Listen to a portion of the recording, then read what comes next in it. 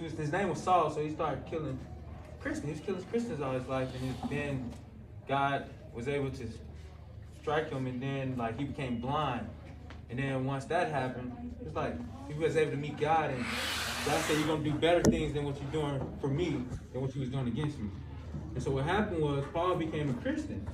Paul started making a lot of disciples.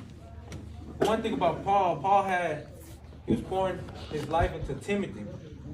And so Paul was sharing the gospel over other places and a lot of places. And so Paul met Timothy. But in this text, I want y'all to think about this.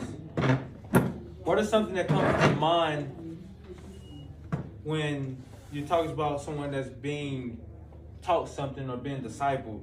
Or the question is, what is the definition of a disciple, or what is the definition of a follower? And so, according to Google, of a disciple or a follower is like a student, or or someone that's teaching. So the question is, what are you following, or what are you allowing yourself to be followed or be discipled by?